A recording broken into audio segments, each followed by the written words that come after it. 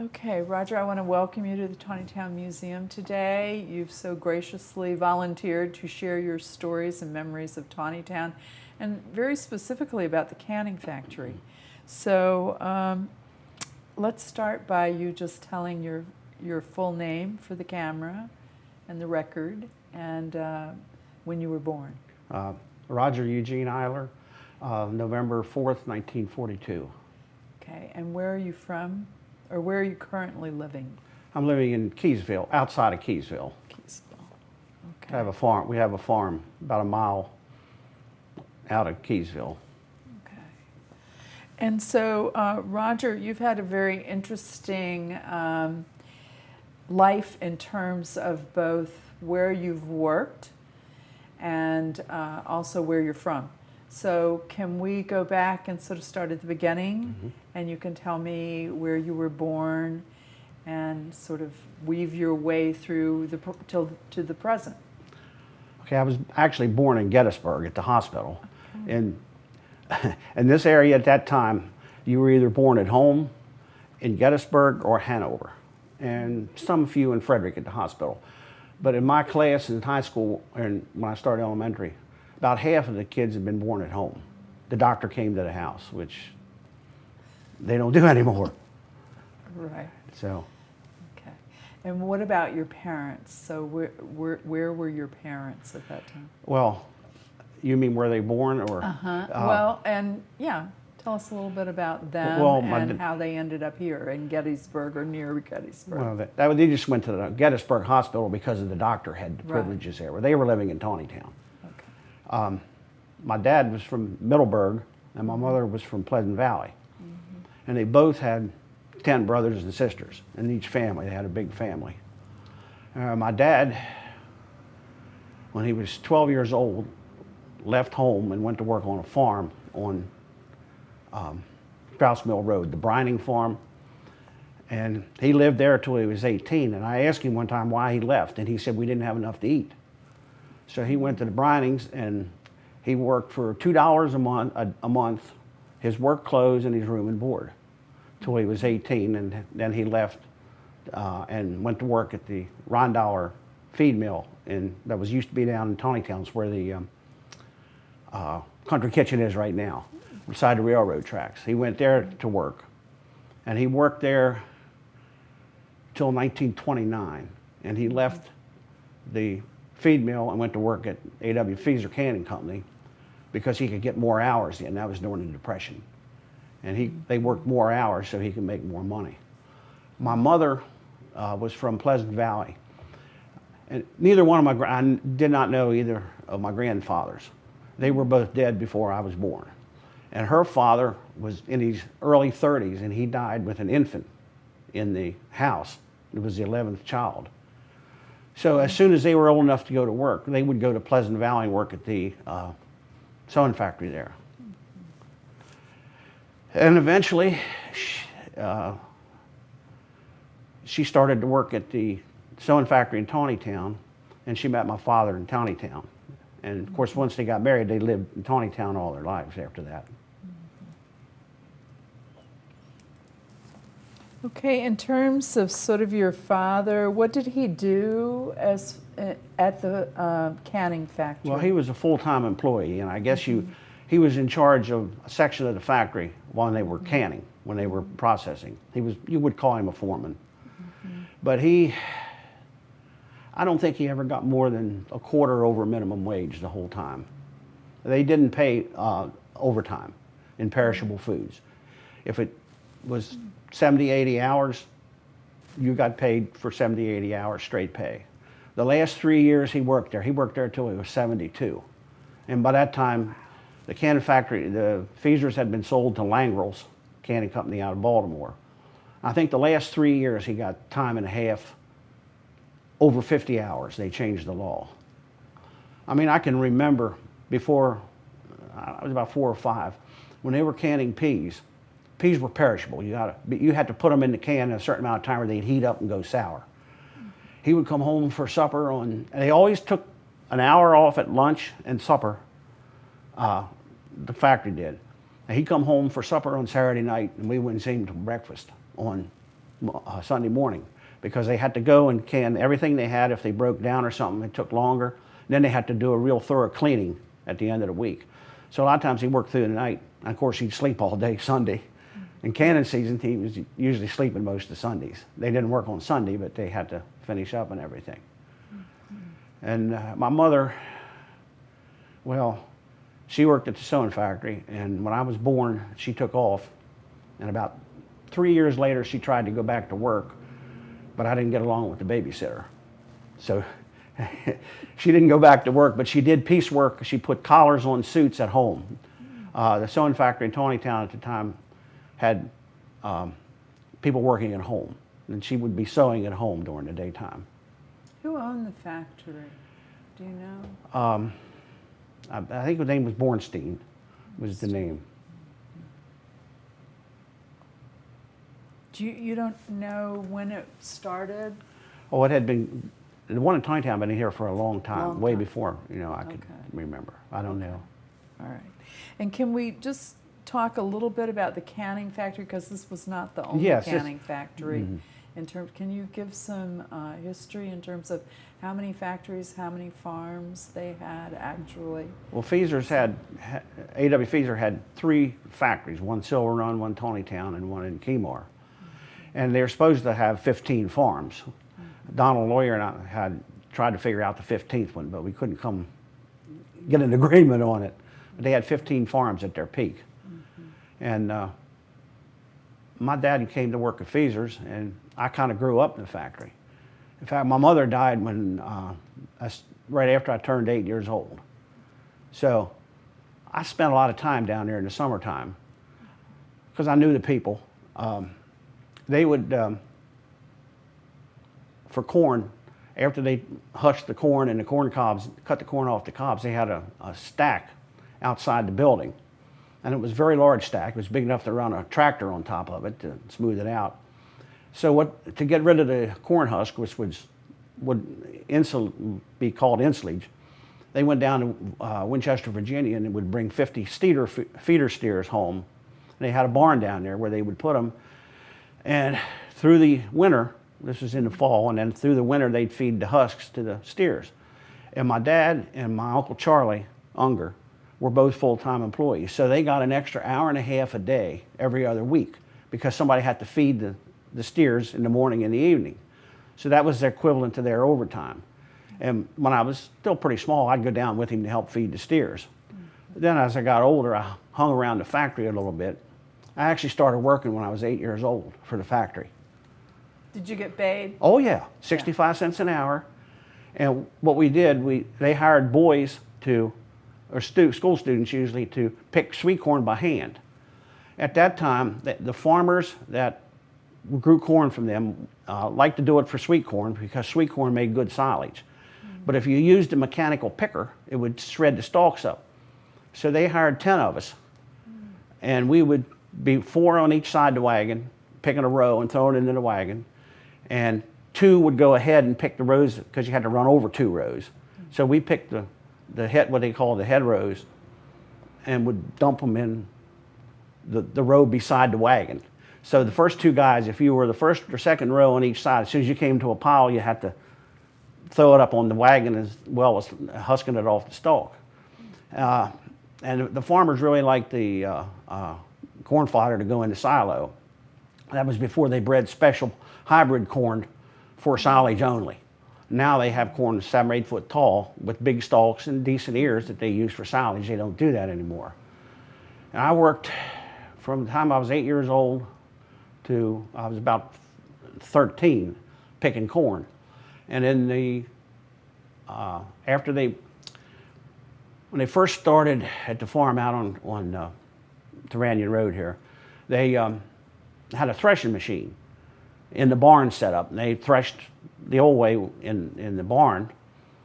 But then with the invention of a combine, they did the wheat out in the field and left the bales out there. So they hired us to help pick the bales up, put them on a wagon, and then put them in the mow. Before they used to do it and they had steers out at number 2 also at a farm on Turanian Road. It's a housing development now, right before you get to the elementary school. And they had about 50, 60 steers there that they also fed out. They'd haul some of the husk from, they had 2 full-time farmers on that farm. And they would haul the ensilage from the canning factory out to there. They'd also, of course, they raised hay and grain, and they would use that to feed the cows also. So they were selling steers. They'd sell approximately around here 100 steers. I don't know what the other farms had, but they'd sell about 100 steers every spring. And at 14, they bought a mechanical picker, a corn picker that could pick sweet corn.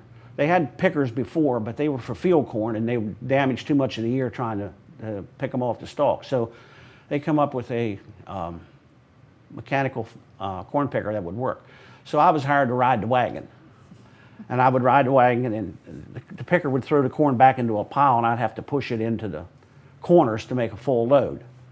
And I also worked behind they had moved the pea viners. They had pea viners scattered throughout the county, close to each factory, and to the farmers that, and their own farms that they harvested the peas on. Well, they moved the one from Uniontown up to Taneytown. So I had to stand on, I was on the back. They had to stack the vines, so you stack them by hand. The dairy farmers liked the pea vines. They had a lot of protein in, and they liked to feed their cows that. So they would sell the pea vines to the dairy farmers. And I remember I was working, I think I was 15, and I was behind one viner, and there was an older fellow from uptown that was on the other viner. And the boss came down, John Chenoweth came down. He said something to everybody. He'd make a rounds during the day, and he said something to everybody. And the guy told him, he said, well, at the time I was making, I think was getting 75 cents an hour then. And he told the boss, he said, I'd work a lot harder for a quarter more an hour. And that was the last minute he worked there. They sent him up the road, and I spent the rest of the year handling both stacks. But I didn't get any more money, but you know, you had a job. And that was the thing. It was very competitive for jobs at that time. There was a lot of kids, well, it was seasonal working. So kids in my era would work, a lot of them worked on farms. And what was the date? What time was this? When you say there, let's see. Everybody needed a job. Well, in the 50s. Mostly the kids. It was early 50s. Yeah, they were looking for a job. Yeah. And there was actually a waiting list at the canning factory to work there. And I was always at the top because my dad worked. I got to work there because my dad worked there, and I was familiar with it. And actually, we would pick corn till about 4, 5 o'clock in the afternoon. And if somebody went home for supper and didn't come back, I'd take their place in the factory and work in the factory, and either that or in the warehouse, because I knew what was going on. And I knew most of the people there. And John just told me, he said, don't get hurt. There was no inspectors after dark. Did people get hurt? I mean, was it? The only injury that I ever encountered was that one of the farmers at number 2, Lloyd Fitz, he turned a tractor over on himself. And my dad happened to see it. It was down, he was working down by the factory. And we got help and got the tractor off of him, and he survived. But that's the only, I mean, I don't know, maybe little scrapes or burns, but there was no serious accidents or anything that I can remember. It was hard work, but it wasn't dangerous. No, well, you just had to be careful, you know, you just like anything else. And I drove a tractor. I like to do farm work, so a lot of times I'd get, they'd put me on a tractor, let me cultivate corn, cultivate the fields that they owned. So they owned a good bit of land down around the factory on the other side of the railroad. And it's a housing development now, but they had crops there and out here, and I'd run the cultivator occasionally until I was 16. Then when I was 16, I worked in the factory. But they were always careful. My Uncle Charlie, his kids worked for my dad, and I worked for Uncle Charlie. They were, you know, knew better. So when you were young, what did you do with the money you earned? Oh, geez, I'd go to carnivals and spend it. My dad would get mad. He'd say, save your money. But, you know, that was big. Yeah. In fact, I had to get a Social Security number, and that was a big deal when I was 8. And we'd go to movies, and we'd go to the carnivals, and I just kind of spent it. And the nice thing was then, the tax they took out, I'd get back during the school year, you know, and I have a little more money. But it was a big deal to have $30 in your pocket at the time when you were, you know, just a kid. But I didn't save any of it. So what else about the canning factory do you remember as? Well, during the canning season, they had more people there for corn than peas. Peas didn't take as many people because they did the harvesting away and they just brought them in already hauled. In corn, they had to run the husk shed, which added about another 12, 14 people, where they hushed the corn. And they were real nice people, very nice people. They had a lot of the ladies were farm wives, and they didn't have a job that they had to leave. They'd come in and work in June and August for extra money. And there was one lady from Kearney, Goldie Ridinger. She always made the syrup. She was the syrup lady. They had a place they mixed the salt and the sugar with water to make the syrup to fill the cans with. And she was there year after year. Some ladies came in and were specialists in running the corn cutters, where they cut the corn off the mechanical corn cutters. They cut the corn off the cob. They were just nice people. And some of the guys that worked there were farmers that, you know, could get their work done, because they usually didn't start canning until 10 o'clock in the morning. They had to wait till you got enough peas harvested or corn picked to start. And they'd work from about 10 in the morning, of course, take an hour for each meal, and then try to wind up by 9 o'clock. But when I worked in the factory, when we quit for canning, then we had to clean up. So we knew we were going to be there another hour, hour and a half, which, you know, you wanted to go home, but it taught you to stay till the job was done. And I know during the corn season especially, we'd go to work at 7 and get off about 11 o'clock, my dad and I, because we were part of the cleanup. You had to stay and clean up. I inherited that job, you know, because he was that too. And we'd get the machinery ready in the morning, grease, and make sure everything was working fine, get ready to can. That's when I worked in the factory. Did they have trucks bringing in produce and stuff from other farms, or was it just their farms? No, they had farmers that farmed for them. And they would bring a wagon in or a truckload. Mostly it was wagons to start with. Two farmers that lived very close, Ewart Knoll and Percy Bollinger, really could grow sweet peas. For some reason, they knew the secret, and they had good sweet pea crops, and they'd haul it in on their wagons. And the Bollinger boys Percy had a number of boys. They were hard workers. And they'd want to get that wagon unloaded, and they'd throw it in there too fast, and they'd jam up the pea viner. So then it was a big job on getting it unclogged again. And when I was working on the pea viners, I'd have to help crawl in there and unclog it. Then they started using trucks, and they'd use their own trucks, and the farmers sometimes would use their own trucks. But the farmers usually brought in on a tractor and a wagon, if it was that close. And sometimes, if we got behind or got ahead, we'd trade a couple tubs of peas with Silver Run. We'd haul some over from there to make up the difference, or vice versa. They'd haul to us, but they were already run through the pea viner. And there was another canning factory in town, Ed Nussbaum, right up by the senior center now. He had a family-run canning factory. He canned lots of things: peaches, tomatoes, peas, corn. He did a lot of varied things. And if something happened, one time his boiler broke down, and we had to run what he had canned through the pressure cooker. I worked there one year in the pressure cooker. I went in the Navy after I graduated from high school. And I came back the year after, the year I got out. I started going to Frederick Junior College. So in the summer, I worked that summer at the canning factory. And the guy that ran the cookers, or the pressure cookers, he had a health problem. So I was running the cookers. And I know Ed and his son, Dean, brought I don't know how many kettles full down, and we ran them through for him. We worked together real well. There was no animosity or anything like that. Why did you decide to go into the service? Well, I got out when I was 17. And nobody would hire a permanent job. Well, I started working after I graduated from high school that summer. I started working in the canning factory. And I went to several different places because I wasn't planning on going to college. And they wouldn't hire anybody till I went to Black & Decker, and they said, well, come back when you're 18. Well, that would have been in November. And at the time, they were drafting. People were getting drafted. And some friends that I knew that went to school before me, they were 21, 22, and they were getting drafted. They'd have to leave their job, if they were married, leave their family, and go into service. Now, this was before Vietnam. I was in before Vietnam started to heat up.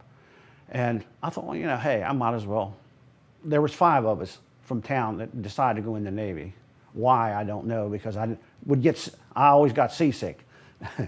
So we went in the Navy, and I was 17 at the time, and I got out when I was 21. So that was the reason. It just, you know, and you were figuring you were going to get learn some kind of a trade, learn a skill that, you know, you didn't have to pay for. But we paid for it in time.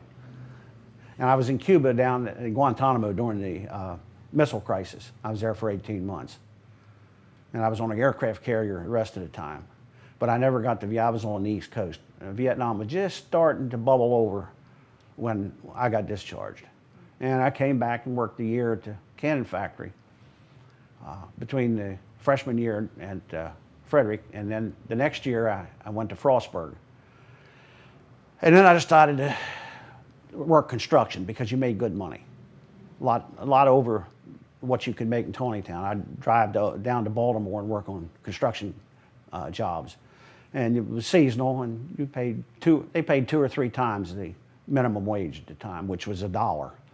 Or I got $1.05 the last time I worked at the cannon factory. I got a nickel over the minimum wage, but you could buy 5 gallons of gasoline. It was only 20 cents a gallon at the time.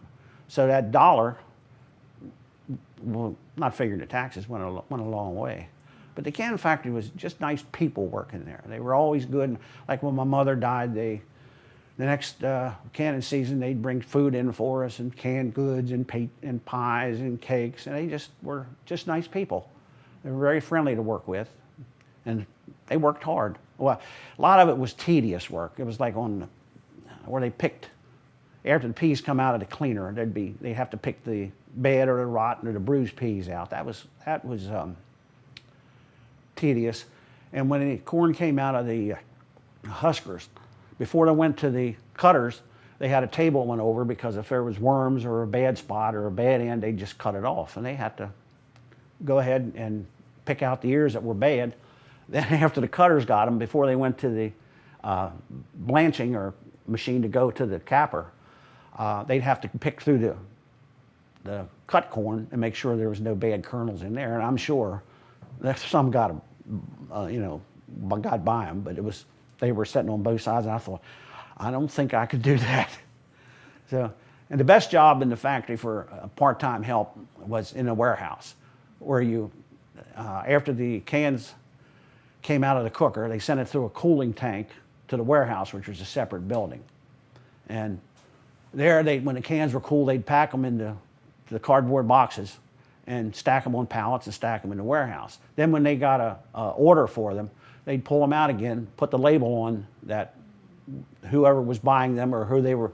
They had their own labels, but I knew we put a lot of Safeway labels on. They sent a lot to Perth Amboy in New Jersey. They had their own tractor trailer. The farms did, or the factory had their own tractor trailer, and they'd send loads of corn and peas to New Jersey to Safeway with their labels on. And that was a good job because you could work at your own speed. You weren't pressed by anything coming out. And if you worked hard and filled the cartons up and there was no more coming, you got a little bit of a break. And in between cannons, they kept us. There was 2 college guys that I worked with. They were going to Johns Hopkins. Every year they'd come up work. They loved working at the cannon factory. and we'd have, if they couldn't find anything for us to do, they kept us all year. The month of July, we stayed there and worked. Sometimes it was field work on the farm, but a lot of times it was working on equipment or labeling in the warehouse. If they didn't have anything to do, John Chenoweth would give me a broom and a sprinkler can. And I'd have to sweep the floor from one end to the other to keep the dust down. And So I realized that you had to take your time. That you, if the first time I hurried too much to try to get done, and I realized then he says, I think you missed some. So I had to go back and do. Then I realized that I was working too fast.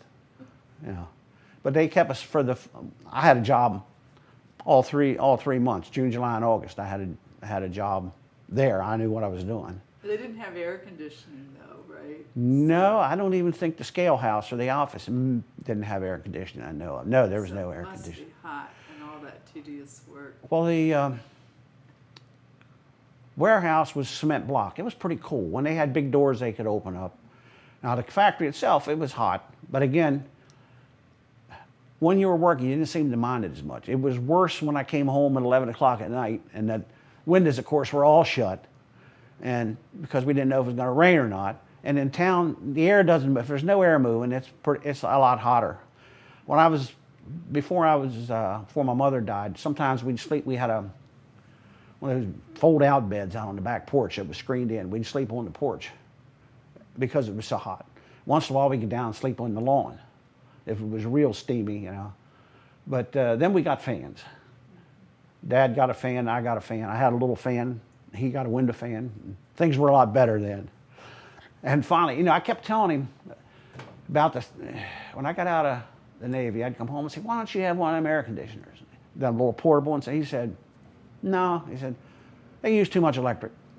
So he used his window fan. He didn't get an air conditioner till he was 75 years old because he had a heart attack, and then he had to take it easy for a while. And he did buy an air conditioner for his bedroom.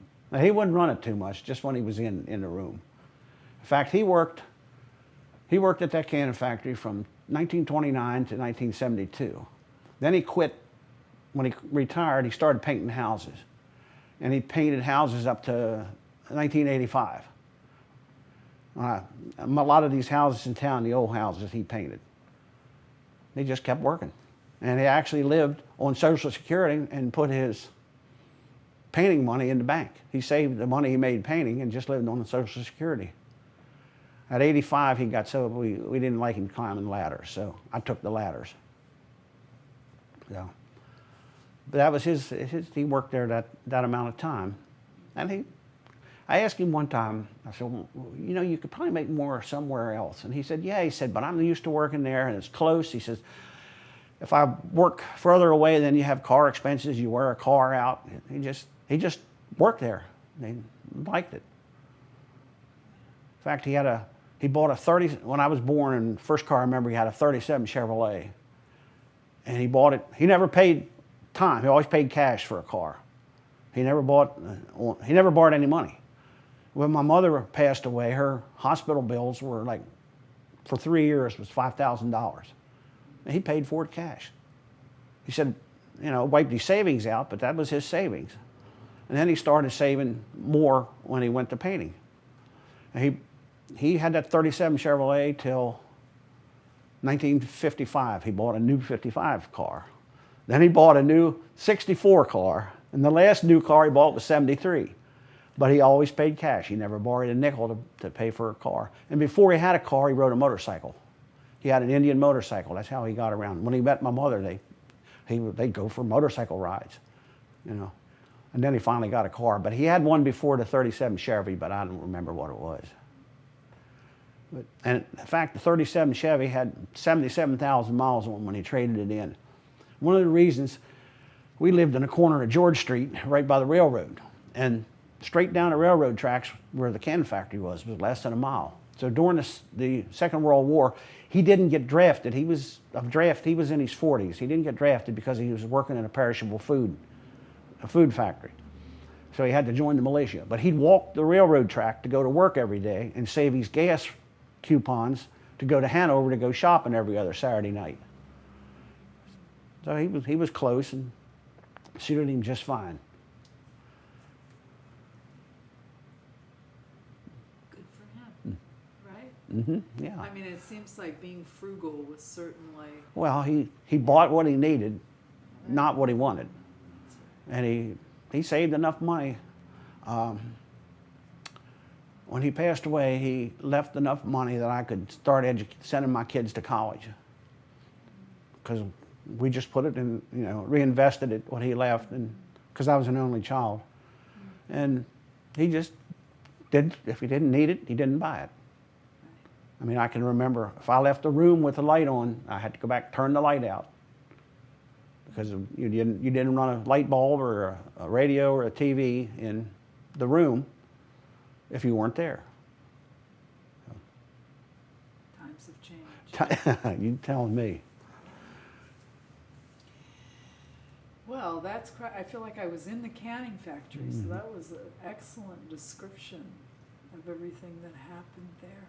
Do you want to talk a little bit too about afterwards in terms of going to school and becoming a teacher, and sort of what happened in terms of your later career? Well, yeah. After I got out of the service, and I worked. I went to Frederick Junior College to start, and then Frostburg, and then I started teaching, and I taught 30 years in Harford County. And also, when the children were born, we decided that my wife decided she had a better job than I. She made more money than I did. She was a dental hygienist. She worked for a dentist in Havre de Grace. She made him a good bit more than I did, but there was no pension, no insurance. So as soon as the kids were born, she took off work and raised the children. So in addition to teaching, well, my father-in-law farmed. They had a farm out Keysville, and I helped him farm. One of the guys that I worked with and taught with in school painted, so I painted houses. And then the other friend in school, he also farmed, so him and I farmed together. So I worked 2 and 3 jobs in the summertime to keep going, so she could stay home with the kids. And eventually, as soon as they got back, all 3 of them got into school, then she could go back to work again, part-time. That helped a lot. But I taught for 30 years, and I coached several teams. And then when I retired from teaching, my wife's one of the family farms of my wife's became available, and we bought that, put in ag preservation to pay for it. And I'd been farming with my father-in-law anyhow, and my friend. So then we started farming that in 1998. What kind of farm? It was a dairy farm, but we didn't have cow. We raised crops. We raised beans and corn, soybeans and corn. And now my son, I let him take over. Let him have some fun. He always liked farming too. And about 90, I'm trying to think, about in 09, I just said, well, it's your turn. So I drive the tractor for him now. He pays the bills and takes care of the profits, and I just help him out. So sounds like a good deal. He does all right. He does better than I did. It's good. I quit teaching school, because you can only do it so long, and then you need new ideas and a fresh approach. And the same thing with farming. He did some things I wouldn't have done, but it turned out really well for him. And I think that's what you have to do. You have to turn it over, learn to turn it over, and stay out of it. I think that's great. It sort of sounds like what you've done all of your life. Yeah. All right. I want to thank you very much, Roger, for coming and contributing today, sharing. Okay. Thank you. Thank you.